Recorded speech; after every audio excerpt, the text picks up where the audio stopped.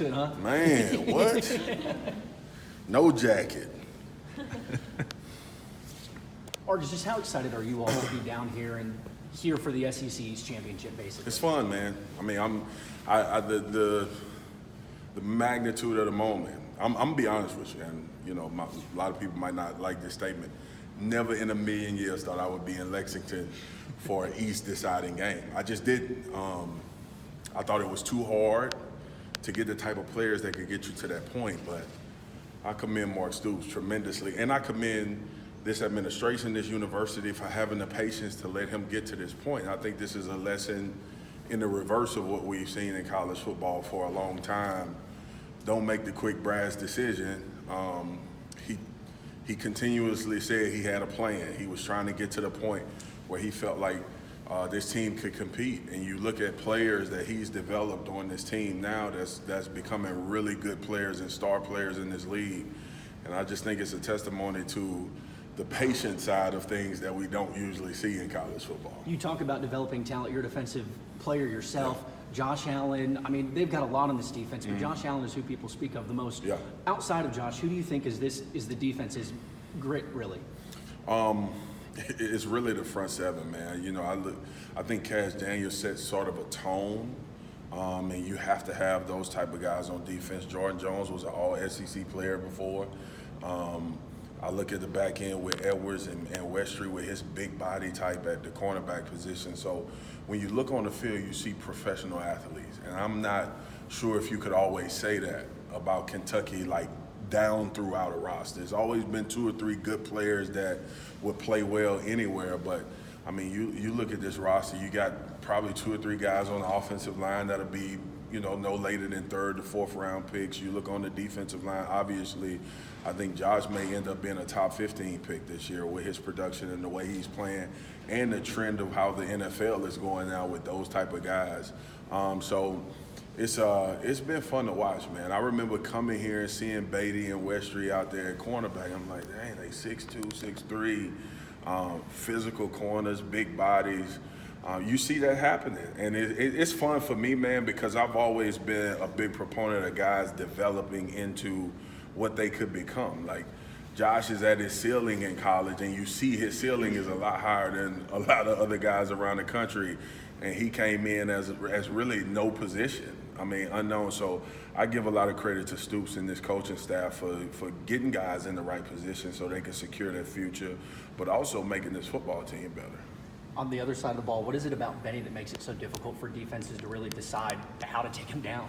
He's just a physical runner. I think a lot of his personality plays into how well he does on the field. And I know sometimes Benny can be brash and throw things out there, but I'm going to tell you, man, I was talking to one of the sports information people. I said, I haven't ever been around like a really good running back to a great running back that hadn't had like an unfamiliar edge, like a weirdness about him, you know. So he fits that mold, but he's thick, he's really strong, and I don't think people account for his lower body strength. You can see it when you watch film and you evaluate him as a player, but I just like his mentality, and he's a leader. He's a leader, and they're following his mentality, which says a lot about him, you know. So he's a really, really good football player, probably under appreciated because of playing at Kentucky, and now it's like the whole country is like, man, this Benny Snell dude can really run the football, and it's like, well, we've known that for like 2.5, 3 years now, you know. You talk about developing players into professional athletes. From a recruiting standpoint, how much will that help sustain this momentum Kentucky has It's huge. It's huge because you have a lot of guys that come out of high school that aren't nationally ranked on the ESPN 300 and all of that type of stuff that can find a place for them that will really put that attention into them and developing their bodies. I mean, look, you know, J.J. Watt has said it a million times, but he was a 2-star coming out of high school, and he's been the NFL defensive MVP 2 years. So it's about coaching, it's about training, and then it's about confidence. Like, as a player, I think now these guys ask more questions than when I was in college. There has to be a plan from these coaching staffs about not only that individual direction, but the direction you want to take the program. And the one thing that's been so exciting for me seeing Stoops and what he's done, is it's hard to get 18-year-olds to buy in. Like, especially when it's bad, especially when you don't have a corner cover a receiver and you lose to Florida for that, and for them to come back with that mentality like this year we gonna get it done. So, and then Benny had an opportunity to jump pro, Josh had an opportunity to jump pro, and they helped themselves. So Stoops can tell that story as well. But I mean, when you win, like I tell people all the time, winning is the cure all to everything. When it comes to football. So, and you guys know me, if you ever watch, I'm no nonsense. When you win, things happen for you better. But then going back to what I was saying, the investment. I mean, you look at that facility, you look at the importance that football has. It's been an emphasis put on getting this program to be one of those top programs in college. So when you do that, it should manifest good. If it doesn't, a lot of people get fired. Marcus, you were also a really good tight end. So coming out of high school, long time ago. All-American, I want you to speak to CJ Conrad and where you think he could be a factor in this Georgia game. He could be huge, especially like, everybody wants to talk about touchdowns and pass catcher, which was a great touchdown for him last week. But inline blocking, man. I mean, when you got backs like Benny, when you got an offensive line like that, he can be that weapon that you utilize that can really surprise people. Nobody in Missouri Stadium thought the ball was going to CJ Conrad.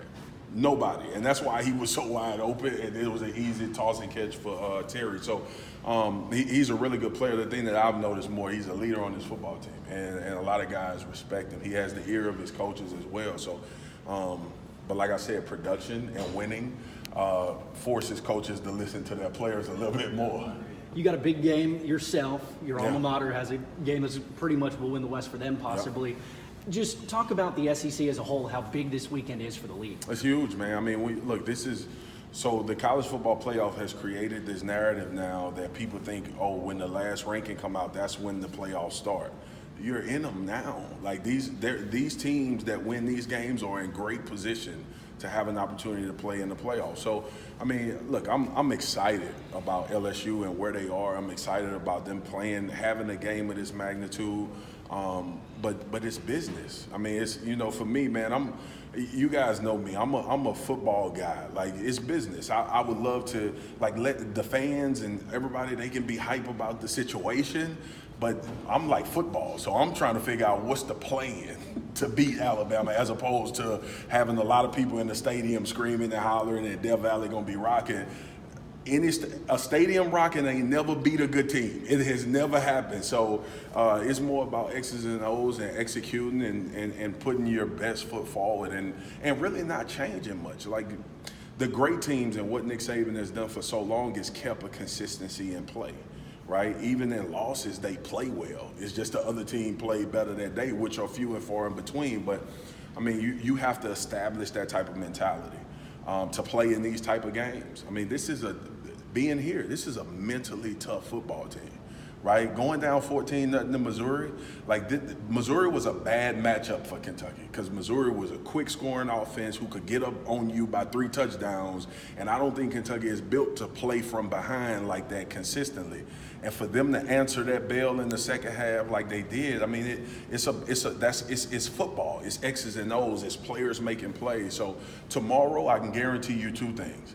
The team that wins, their best players are going to play better than the other team, and the team that wins, they are going to be the most in execution. They are going to do the better job doing what their plan is than the other team.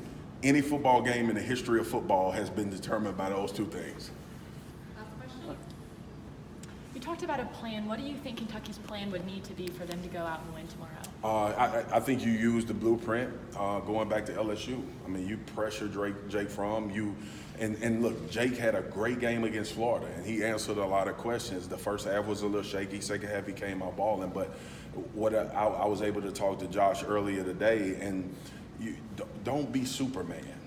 Like, that's the plan. The plan is we're 7-1 because we play the way we play, right? And good teams dictate the terms of the game, which Kentucky does a tremendous job at. They get people to play the type of style of football that they want to play. So that should be the plan tomorrow. And it shouldn't change from anything they've done. Even in the loss to Texas A&M wanted to run the scoreboard up. That's what Jimbo Fisher wants to do.